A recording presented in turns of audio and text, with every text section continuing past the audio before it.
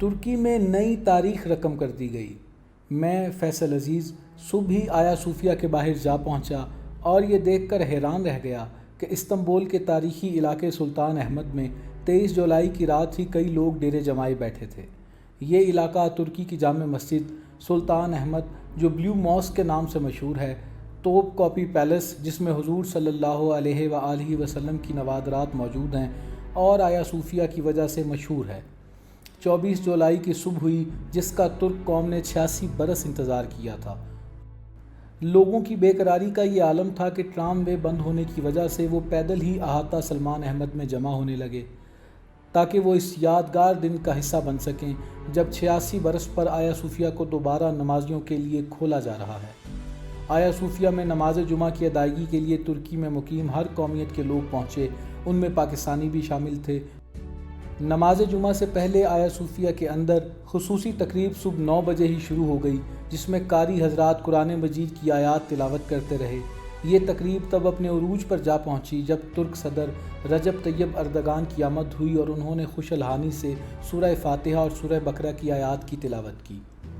رجب Tayyip Erdogan کی تلاوت کے بعد ترکی کے مفتی اعظم ڈاکٹر علی ارباش نے خصوصی دعا کی اور امت مسلمہ کے لیے خیر و برکت مانگی۔ جیسے ہی آیا صوفیہ کے چاروں کونوں پر بنے میناروں پر موجود مؤذنوں نے چاروں سمت رخ کر کے اللہ اکبر کی صدا بلند کی، آیا صوفیہ کے اندر اور باہر اور دنیا بھر میں موجود کلمہ گو افراد کے دل مضبوط ہو گئے اور اللہ کی کبریائی بیان کرنے لگے۔ آیا صوفیہ مسجد کے اندر موجود ترک پارلیمنٹ کے رکن علی شاہین نے پاکستانیوں اور کشمیریوں کے لیے خصوصی پیغام بھجوایا۔ Today I have prayed 2 rakah namaz and prayed for people of Pakistan and our brothers and sisters in Kashmir. I salute people of Pakistan and Kashmir from Hagia Sophia. Thank you very much. الثاني والأفغاني والهندي المسلمين من الهندود وكشمير وكشمير وكشمير۔ ایک طرف آیا صوفیہ کے اندر باوقار تقریب جاری رہی، دوسری طرف باہر ایک میلے کا سما رہا۔ آیا صوفیہ مسجد آنے والے نمازیوں میں ماسک، جائے نماز، پانی کی بوتلیں اور چاکلیٹ بھی تقسیم کیے جاتے رہے۔ استنبول کی آیا صوفیہ مسجد کی بحالی کا دن سب کے لیے یادگار رہا۔ یہ وہ تاریخی عمارت ہے جس کی تعمیر پہلی بار 30ویں صدی عیسوی میں ہوئی، 2 بار فسادات کے دوران یہ تباہ ہوئی اور 5ویں صدی میں اسے موجودہ شکل دی گئی۔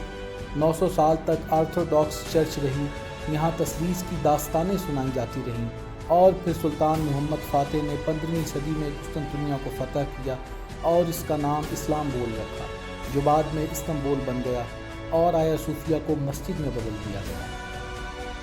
1935 میں کمال اتا ترک کے دور میں اسے میوزیم میں بدلا گیا۔ گزشتہ برس انتخابات میں رجب طیب اردگان نے وعدہ کیا تھا کہ آیا صوفیہ کی مسجد کی حیثیت وہ بحال کر دیں گے اور پھر کونسل آف اسٹیٹ نے فیصلہ سنا دیا کہ آیا صوفیہ سلطان فاتح ٹرسٹ کی ملکیت ہے اور اس کی مسجد کی حیثیت کو بدلنے کا اختیار کسی کے پاس نہیں، لہٰذا آیا صوفیہ مسجد ہے اور مسجد ہی رہے گی۔ 24 جولائی کو آیا صوفیہ کو نمازیوں کے لیے کھولنے سے پہلے ایک خصوصی ویڈیو بھی جاری کی گئی جس میں مختلف ممالک کے گلوکاروں نے مل کر آیا صوفیہ کا قصیدہ پڑھا۔